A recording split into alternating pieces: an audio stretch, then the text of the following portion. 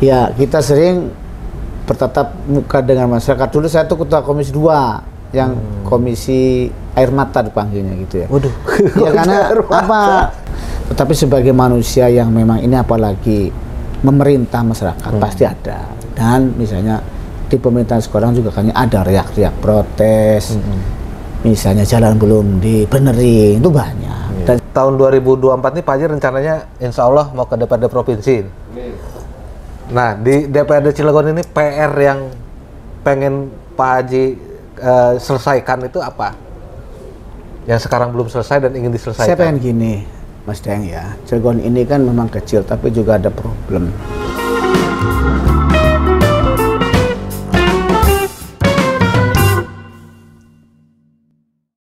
Assalamualaikum warahmatullahi wabarakatuh. CS Banpos. Ketemu lagi dengan saya di Banpos Podcast terbaik di Banten. Luar biasa. Sekarang saya lagi di ruangannya Wakil Ketua DPRD Kota Cilegon, yaitu Bapak Haji Hasbi Sidik, ST MSI. Wih. Pak Haji, Siap. kayak mau kondangan Pak Haji nih. Ya, kondangan. Tapi Pak Haji ini emang sering banget diundang ke jadi saksi pernikahan, keundangan ke hajatan-hajatan warga gitu. Ya sering, saya alhamdulillah. Yeah. Dari mulai suruh jadi saksi, mulai jadi suruh menyerahkan, menerima, termasuk suruh ngaji, Mas Deng. Woi, sampai suruh ngajinya juga suruh Pak Haji? ngaji, biar gratis kata gitu. Iya. Emang Pak Haji ini kan dikenal juga sebagai Kori. Wih, dan lantunan suaranya juga mantap pastinya Pak Haji. Sisa-sisa perjuangan. Sisa perjuangan Pak Haji. Pak Haji, ini periode Pak Haji kedua di DPRD Kota Cilegon Pak Haji? Ya betul, alhamdulillah. Ini kedua. Dari 2014, 2019. Ya, insya Allah 2024. Lanjut lagi Pak Haji. Lanjutkan ke provinsi. Minta doanya. Amin Pak Haji. Pak Haji, apa sih bedanya ketika Pak Haji dulu mengawali karir di DPRD Cilegon sama sekarang ketika sudah jadi wakil ketua? Ya beda Mas Daeng. Ya. Soal kalau dulu awal saya jadi anggota. Anggota itu kan hanya terbatas pada komisi ya. Iya. Artinya begini, skup kerjanya kita di alat kelengkapan. Misalnya di komisi, ada mungkin di badan anggaran, kalau di badan anggaran atau badan musyawarah itulah biasanya. Ya, kita sering bertatap muka dengan masyarakat. Dulu saya tuh ketua komisi 2 yang komisi air mata dipanggilnya gitu ya. Waduh. Ya karena apa istilah itu melekat. Kenapa itu Pak Haji dibilang ya, kan air mata? kita musuh orang banyak. Bagi soal demo, soal kesehatan, soal pendidikan, soal pemusnahan hubungan kerja dan sebagainya, sehingga ya kesannya air mata. Sosial gitu. Ya. Sosial kemasyarakatan, kesejahteraan rakyat lah gitu. Pernah juga di sekretaris komisi 1 urusan pembangunan. Ya ada plus minus lah. Kalau di komisi 2 kita sering berinteraksi, sering memimpin rapat-rapat hearing, sering memanggil pihak-pihak terkait yang teradu, misalnya yang diundang terkait. Nah saat ini saya alhamdulillah di pimpinan, ya beda Mas Daeng, karena kalau pimpinan kan seluruhnya, seluruhnya bertanggung jawab terhadap seluruhnya. Memang kita tidak ada koordinasi misalnya yang lain, tapi kita kolektif kolegial yang bersedia atau yang hadir itulah yang kita bisa memimpin, baik memimpin rapat-rapat, termasuk rapat paripurna. Saya sering disposisi oleh Pak Ketua untuk memimpin rapat-rapat, apalagi saat beliau sedang ibadah haji ya. Ya saya sebagai pimpinan atau wakil ketua 1 untuk memimpin rapat-rapat, rapat paripurna, rapat anggaran, rapat-rapat yang seluruh rapat-rapat itu. Jadi udah berbeda gitu ya. Dan tamunya juga dari segi tamu tuh banyak kan jadi pimpinan gitu tuh. Kalau putus-putus pimpinannya ya senang kali bisa bersilaturahmi ya. Kesini juga hanya minum kopi lah, minum kopi, pengen bertemu. Kalau tidak sempat di rumah ketemunya di kantor, kalau tidak sempat kantor ketemu di rumah. Saya kira itu yang mendasar ya. Kalau pimpinan kan mewakili pimpinan atau yang lain untuk bertanggung jawab terhadap seluruh kegiatan aktivitas DPRD gitu. Kalau setelah jadi wakil ketua DPRD Pak Haji, tantangan yang paling besar Pak Haji rasain itu apa sih sebagai pimpinan? Ya karena kita ini lembaga politis begitu ya. Dan pimpinan tuh biasanya kalau ada hal-hal yang mohon maaf kurang pas saja di anggota itu kan biasa duluan aja kan pimpinan ya tantangannya. Padahal ini adalah kolektif kolegial. Hanya kebetulan karena kita jumlah kursinya agak banyak saja dari teman-teman sehingga kami ditempatkan di ini. Hal-hal yang lain ya kan yang namanya pimpinan tanggung jawab. Ada menandatangani hal-hal yang krusial. Ya sepanjang kita sesuai dengan mekanisme ya kita lakukan itu, dan kalau tidak sesuai mekanisme ya saya jangan sampailah karena kita ini kan ingin selamat dunia akhirat. Ya itulah sebagai pimpinan kalau lagi senang begitu kadang teman-teman tuh ya senang, tapi kalau misalnya tidak teraspirasikan saja kan udah biasa pimpinan tuh harus yang ini. Tapi itu ya senang-senang sajalah. Namanya juga kita ini ya sama-sama. Biasa jadi ini ya Pak Haji, jadi bantalan gitu. Ya biasalah gitu. Biar ada yang dianu lah gitu. Tapi yang menyenangkan jadi pimpinan DPR itu apa Pak Haji? Ya saya kira kalau jadi itu bukan soal senang tidak senang sih maksudnya ya. Artinya mungkin ketika ada masyarakat yang bisa aspirasinya bisa ya itu terpenuhi gitu kan, bisa diperjuangkan. Nah itu jadi pimpinan itu ya betul bisa memperjuangkan lebih banyak. Karena terus terang kadang-kadang saya ini di misalnya kayak undangan, misalnya saat kita diundang ke undangan pengantenan di daerah tertentu tuh, ya di dalam obrolannya masyarakat maka tidak lepas dari aspirasi. Yang memang kadang-kadang kita ini juga tidak sedapil. Saya kan dapil Ciwan dan Citangkil. Tapi kalau kundangannya misalnya ke Kecamatan Purwakarta, kalau jalannya jelek, tahu saya ini adalah sebagai salah satu pimpinan, pasti dicatat. Lihat dapil mana? Nggak lihat dari mana, karena ini kan. Iya, dan saya juga saya sampaikan kepada eksekutif, tolong itu menjadi perhatian diperbaiki. Kan itu. Ya, atensinya berbeda. Itu tuh. Ya itulah senangnya ketika bisa mengadvokasi, bisa merealisasikan apa yang menjadi keinginan masyarakat. Ya selebihnya ya biasa-biasa. Bahkan kalau bicara hal-hal misalnya tanda petik ina itu ya anggota kan tidak inilah gitu ya. Tapi kalau pimpinan mah ada apa-apa pimpinan. Biasa pimpinan mah kan penanggung jawab tertinggi. Nah, ya begitulah walaupun kolektif kolegial gitu. Tapi selama jadi DPRD dari 2014 sampai sekarang periode 2019-2024 ada perbedaan nggak Pak Haji? Aspirasi yang banyak disampaikan masyarakat ke Pak Haji? Ya, sangat jelas. Saya katakan tadi kalau aspirasi anggota ya berbasis pada dapil, ya kan? Misalnya kalau walaupun kita kundangannya di Cibeber, kita kan cuma nanti tanggal nggak bisa ngapa-ngapain lah kita. Kalau kita sebagai unsur pimpinan kita kemana-mana dibebani itu, ya artinya kebijakan ini kita sampaikan kepada pemerintah, baik nasional reses, ya reses udah pasti. Yang banyak kan juga itu hal-hal yang dimohon, baik oleh kelurahan, kecamatan, RT, RW, karena merasa misalnya sudah mengajukan, gitu kan? Waduh Pak, ini sudah saya ajukan nih, tapi kok belum ini. Saya lihat apa persoalannya? Terkadang terbatas misalnya dengan dana salira itu. Ya kita tentu dari pimpinan ya tidak punya niat lain kecuali ya kita menyampaikan aspirasi itu agar misalnya daerah A, RT, RW A misalnya ini bisa menjadi pertimbangan Bapeda untuk coba dicatat dan jelas terkait itu agar juga disurvei kan begitu tuh. Walaupun untuk kegiatannya tahun depannya bagaimana, yang penting itu ada menjadi data, menjadi dokumen bahwa itu memang diperlukan oleh masyarakat. Itulah memang yang selama ini selama jadi pimpinan itu dan kemana saja itu udahlah nggak bisa lepas tuh, nggak bisa lepas dari apa yang menjadi aspirasi masyarakat itu. Nah itu kalau yang secara bidang gitu kan, bidang sosial kah, infrastruktur kah, yang paling banyak itu di bidang apa Pak Haji itu aspirasi masyarakat Cilegon itu yang Pak Haji serap langsung ke ya? Kalau saya itu kadang-kadang yang paling banyak tuh infrastruktur ya, karena kalau bidang sosial pendidikan itu kan selesai pada tingkat komisi, misalnya urusan pendidikan sekolah.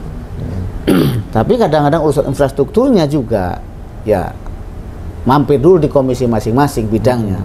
Soal misalnya pendidikan, soal kesehatan, soal misalnya pendapatan, semua itu mampir dulu pada komisi yang apabila tidak terselesaikan itu kan sampaikan kepada pimpinan. Dan itu pimpinan berbicara dengan ketua dan wakil itu untuk disampaikan kepada pemerintah kota. Itulah memang tidak muter-muter soal itu aja gitu. Kalau soal ini Pak Haji, mungkin kan masyarakat juga ngelihat ya bagaimana kerja pemerintah Kota Cilegon dalam menjalankan roda pemerintahan gitu ya. Ada nggak masyarakat yang aspirasi atau keluhan masyarakat tentang kinerja-kinerja dari Pemkot Cilegon sendiri?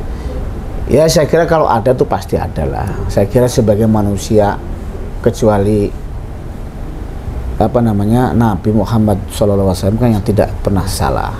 Tetapi sebagai manusia yang memang ini apalagi memerintah masyarakat pasti ada. Dan misalnya di pemerintahan sekarang juga kan ada riak-riak protes, misalnya jalan belum dibenerin, itu banyak. Dan saya kira itu wajar anggap sebagai obat. Nah kita ini sebagai yang juga sama-sama penyelenggara pemerintah daerah secara aturan undang-undang, yang membantu eksekutif ini dalam rangka misalnya aspirasi-aspirasi yang mungkin secara eksekutif tidak terdata, misalnya tidak tersampaikan, kita ini teman-teman 40 anggota dewan ini dalam rangka bagaimana bersama-sama membangun Kota Cilegon. Kan membangun itu kan bukan soal dari eksekutif saja, betul. tapi juga ada peran-peran kami di DPRD ini, baik penentuan anggaran bersama dengan wali kota atau dengan eksekutif, ya tentu kita juga bagian juga menerima aspirasi. Secara formal kita dengan hasil reses kita, non formalnya tadi lewat undangan. Saya ini pernah di pengajian, Mas Deng,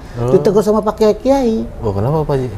Pak Dewan, Pak Jasbi, tolong jalan ini. Demi Allah, tolong saya malu jalannya ini. Ya saya senang aja. Kalau dipikir-pikir misalnya kan jauh gitu ya, bukan dapil, tapi kan nggak begitu. Kita ini sudah di sini kan saya kira udah milik bersama-sama.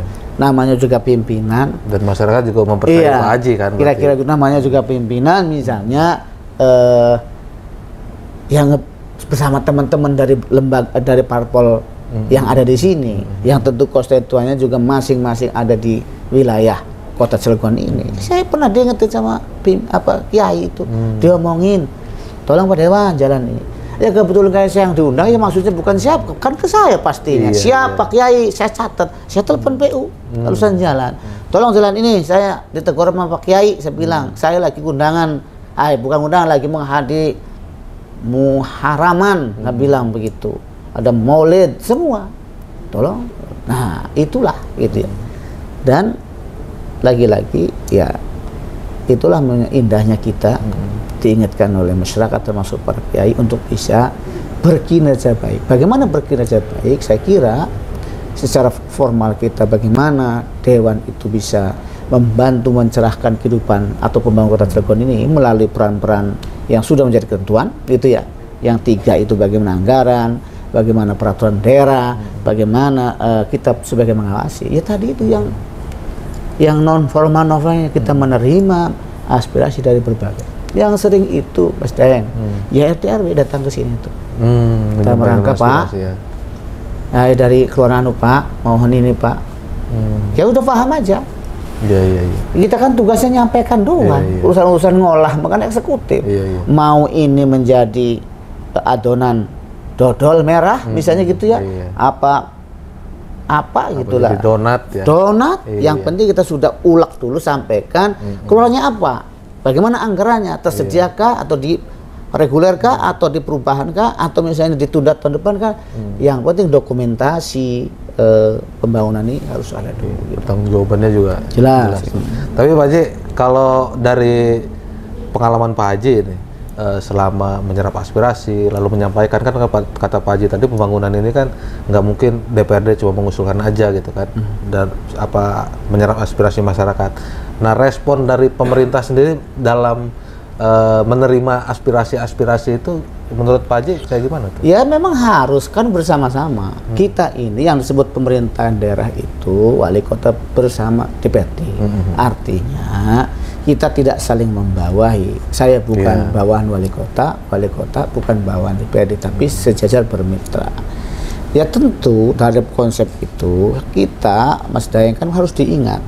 Sebelum kita diangkat menjadi anggota DPRD kan disumpah kita pada salah satu klausul atau bunyinya saya siap itu kan apa namanya, menjalankan atau melaksanakan gitu ya, aspirasi kepada konstituen yang saya wakili.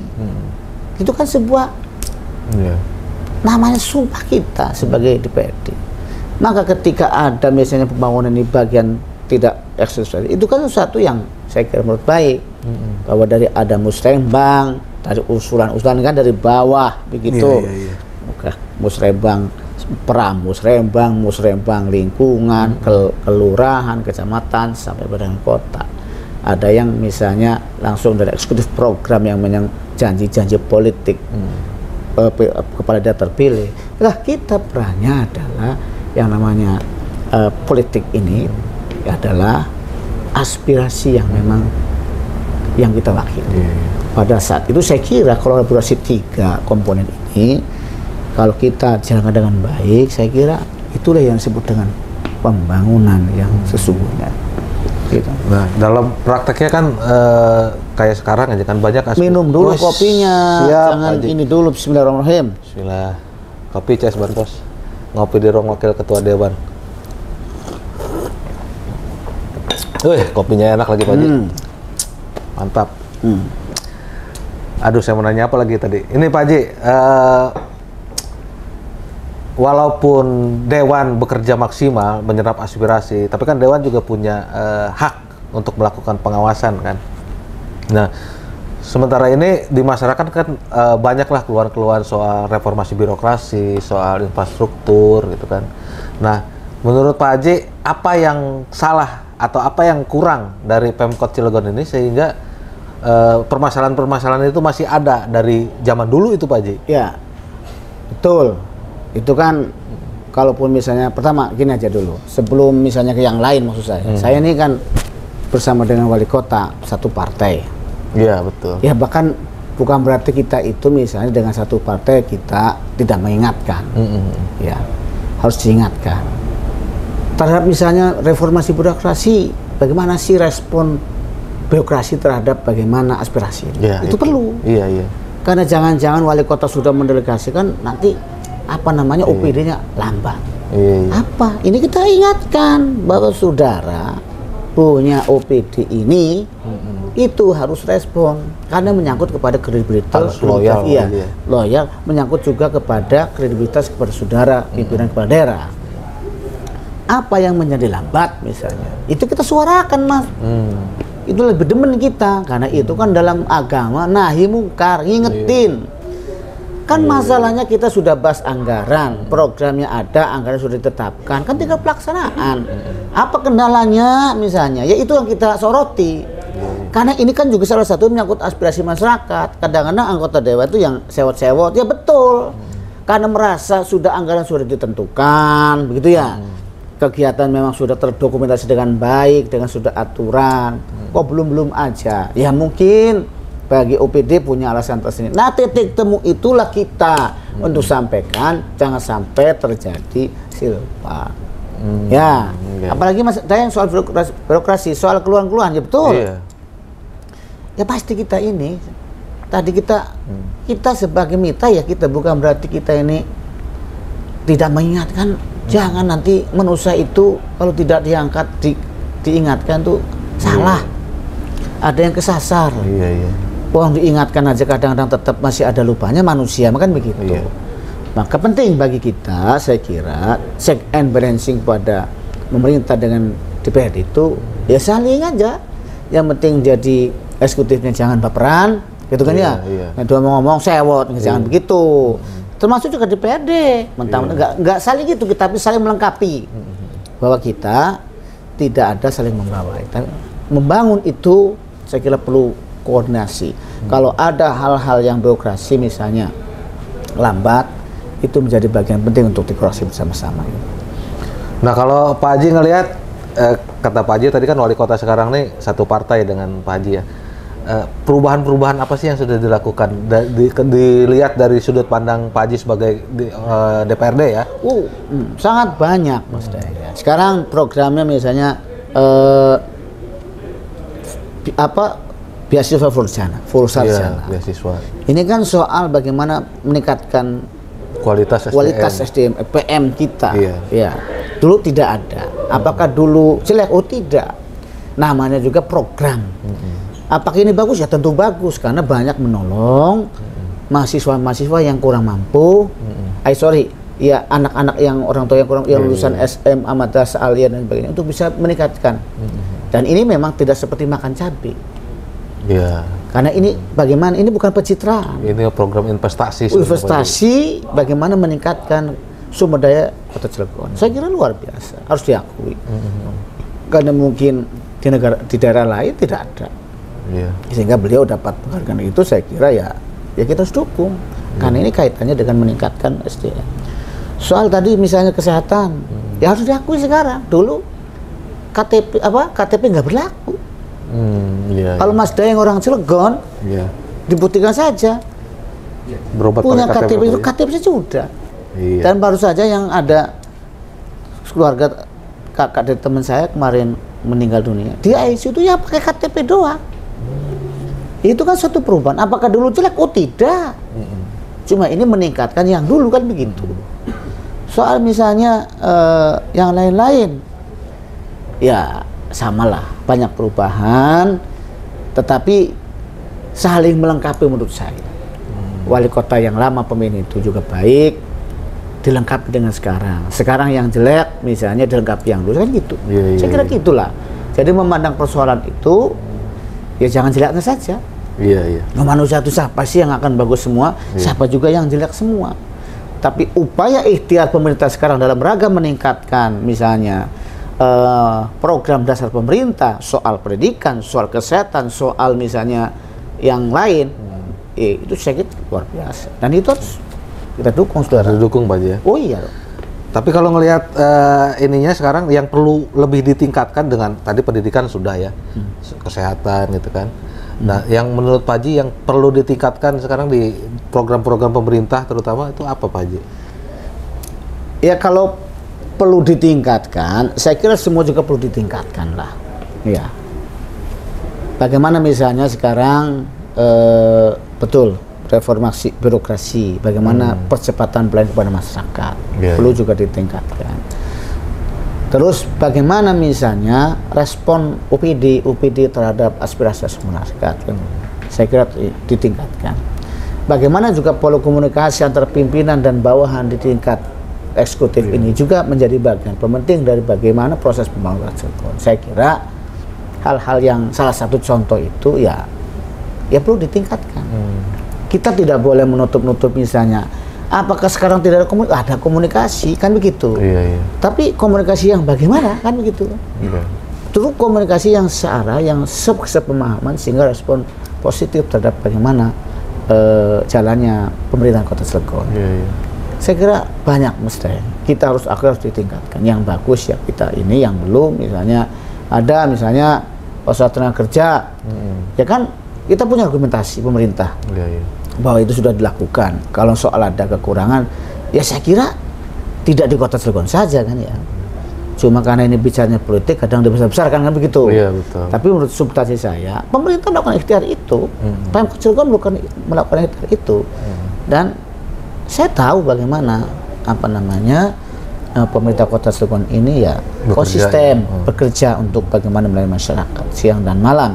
Apalagi waktu Pak Heldi ini kan cuma 3,5 tahun, itu pun dikurangi lagi kan 2 bulan dalam rangka persiapan pilkada setelah pemilihan umum. Jadi dengan waktu yang ini tuh ya banyak program-program yang dicepatkan gitu ya, diakselerasi.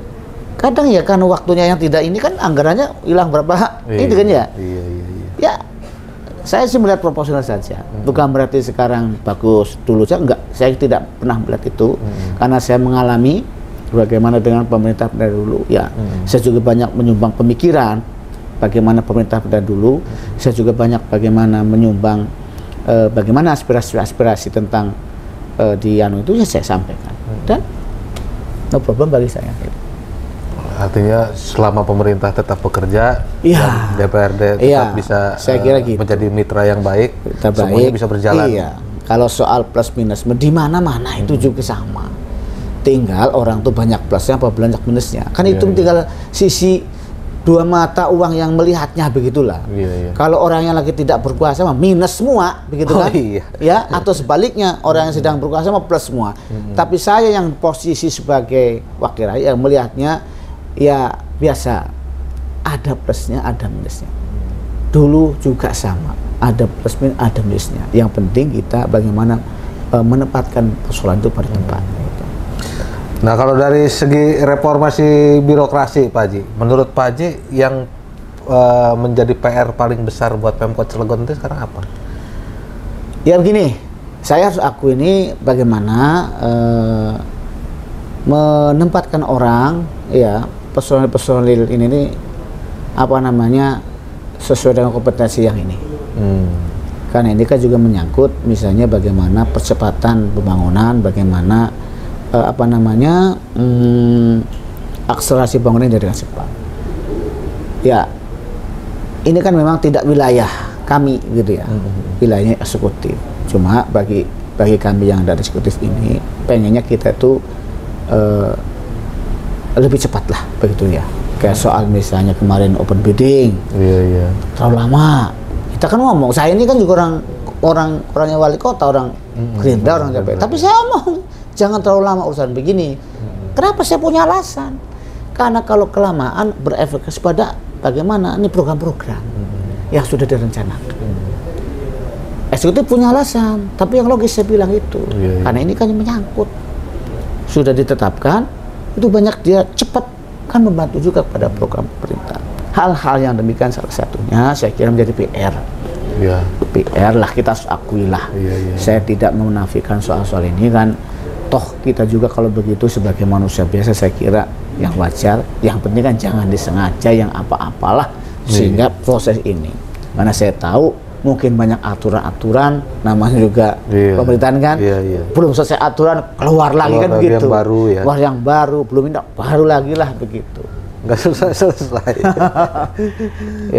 Ya menarik. Tapi Pak Haji dari pengalaman Pak Haji sebagai ketua, sebagai pimpinan DPRD ini ya, yang membedakan prestasi tadi ya selain apa namanya beasiswa, beasiswa terus kesehatan KTP, apalagi sih Pak Haji yang layak dipuji dari Pemkot Cilegon? Ya sekarang ini harus diakui banyak inovasi-inovasi, banyak Pak Heldi ini membangun ini tidak ansi APBD ya. Ada bantuan-bantuan pusat, dan bantuan pusat itu saya kira juga perlu dijemput gitu ya. Contoh misalnya kalau Anda dari Serang Cilegon Barat itu kan dulu kan masih tidak seperti itu. Sekarang dengan bantuan pemerintah pusat itu kan non APBD. Tapi bagaimana masuk juga menjadi bagian penting di Kota Cilegon untuk membangun, dan kelihatannya juga kan indah. Ya kan? Ada pantas-pantasnya. Apakah dulu jelek? Belum tentu, karena soal misalnya bagaimana soal tanahnya gitu ya. Sekarang mungkin dengan dimohon dan sebagainya kan bisa dibangun. Soal JLS misalnya, ada upaya-upaya karena JLS itu menjadi bagian penting pemerintah pusat ketika akan mudik lebaran. Ya sekarang alhamdulillah dibantu, tidak menggunakan APBD. Ya saya kira itu ya sebagai manusia yang normal kita harus akuilah. Karena dengan ratusan miliar kan tidak menggunakan APBD. Sehingga bisa digunakan di sektor lain ya. Bisa sektor lain, sehingga misalnya itu ya lagi diperbaiki. Terus apalagi ya yang setahu saya misalnya soal apa dia concern di apa itu Pak Wali itu ya. Yang lain tuh misalnya bantuan masjid Pak Haji ya. Ya program-program itu ya itu kan tinggal sebenarnya bagaimana kita sebagai pemimpin yang akan peduli kepada masyarakat. Kan misalnya kemarin juga ada bantuan misalnya dari pemerintah pusat tentang misalnya tenaga surya, itu kan dapat 2.000 pasang titik. Itu kan juga tidak menggunakan APBD, terlepas bagaimana mekanismenya. Artinya saya melihat ini ada perubahan. Apakah dulu tidak ada perubahan? Belum tentu juga, karena kan juga tapi ada kalau ngelihatnya ada upaya-upaya yang tidak jelas, biasa dilakukan sebelumnya, tidak kan ya, karena gitu ya. Mantan orang yang berjuang keras, mantan sales ngakunya kan begitu, sehingga ada upaya-upaya yang memang luar biasa, ikhtiarnya itu bagaimana kota Cilegon tidak ansih dibangun oleh APBD saja, mesti ada kekurangan kalau APBD. Tapi ada upaya-upaya, misalnya dari pemerintah provinsi atau pusat yang bisa juga untuk digunakan membangun. Saya kira banyak lain soal bagaimana konsep pendudukan, bagaimana soal membina generasi remaja. Saya ini juga sering membina remaja sebutnya generasi berencana itu. Ya, saya kira itu luar biasa lah gitu. Soal pengelolaan sampah juga. Nah, yang itu saya lupa tuh, sampah itu menjadi ini. Terlepas itu misalnya ada campur tangan dengan IP, ya itulah yang terjadi hari ini. Kalau misalnya itu tidak menjadi sebuah ini, kenapa? Nggak ada bantuan-bantuan lah, hibah-hibah ya. Ya itu saya melihatnya itulah. Apakah dulu jelek? Oh tidak, saya katakan tidak. Sekarang memang waktunya ada inovasi itu sebagai sebuah perubahan yang bagus dan untuk masyarakat juga gitu. Karena waktunya juga sudah berbeda, sudah membutuhkan. Jika Cilegon itu kekurangan sampah sekarang itu karena memang ada proses untuk covering itu yang IP. Itu yang luar biasa. Pemerintah Jakarta juga datang dari mana-mana. Pernah saya ngikutin dari Samarinda, ngikutin biar tahu. Ya gitu. Ngelihat sendiri Pak ya? Sendiri lah gitu. Begitu Pak Dayang gitu. Siap. Ngopi lagi Pak Haji? Ngopi lagi, tenang aja. Pak Haji, ini pertanyaan terakhir saya sebelum Pak Haji closing statement ya. Ya. Pak Haji, kira-kira PR, nanti kan tahun 2024 ini Pak Haji rencananya insya Allah mau ke DPRD Provinsi. Nah, di DPRD Cilegon ini PR yang pengen Pak Haji selesaikan itu apa? Yang sekarang belum selesai dan ingin diselesaikan. Saya pengen gini, Mas Deng ya. Cilegon ini kan memang kecil, tapi juga ada problem. Problem pertama karena kita ini kan dari industri juga. Samping itu juga karena kita ini dari industri, kadang-kadang bantuan-bantuan itu ya tidak berbeda dengan lain. Saya ingin akselerasi itu. Mudah-mudahan Allah menakdirkan saya ingin menjemput takdir itu bagaimana antara provinsi dan Cilegon itu bisa anggaran-anggaran bisa tambah.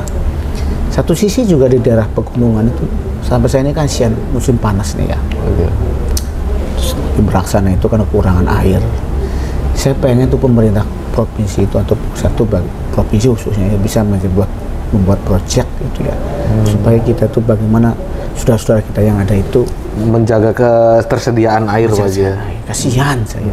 Jangankan mereka, jangankan saya sekarang kurangan air, padahal saya dataran pendek. Padahal Pak Haji dulu di Komisi Air Mata ya. Komisi Air Mata. Ya saya kira itu kita ingin artinya pembangunan ini tidak ansih tapi juga kita bersama-sama dan itu ada di peran kita sebagai anggota yang misalnya yang diberi wakil untuk di provinsi gitu. Itulah, dan bagi saya ya saya kira itu PR terakhir ya supaya pembangunan itu legacy lah gitu. Baik. Oke Pak Haji, mungkin sekarang saatnya Pak Haji memberi closing statement untuk CS Banpos. Ya, CS Banpos Pak. Banpos. Ya. Terima kasih untuk yang kedua kalinya ya mendatangi kantor milik rakyat ini. Saya tidak punya kantor ini milik rakyat. Ya tentu tentang pertama silaturahmi tentang bagaimana birokrasi Kota Cilegon bisa baik. Saya kira inovasi-inovasi yang sudah bagus ini tentu harus diimbangi juga bagaimana birokrasi UPD kita itu menyesuaikan diri bagaimana supaya cepat membangun itu. Dan itu ada pada saudara-saudara kita UPD yang bisa menyesuaikan dengan lingkungan. Saya kira itu. Oke, terima kasih Pak Haji. Ya, CS Banpos soal reformasi birokrasi di Kota Cilegon. Jadi bagaimana aparatur negara yang ada di Kota Cilegon ini bisa ikut mengakselerasi dengan inovasi-inovasi yang sudah dilahirkan oleh pemimpin-pemimpin di Kota Cilegon tentunya, dan semoga harapan itu bisa terwujud. Ya, terima kasih sudah menyaksikan podcast ini. Saya pamit. Wassalamualaikum warahmatullahi wabarakatuh. Assalamualaikum warahmatullahi wabarakatuh.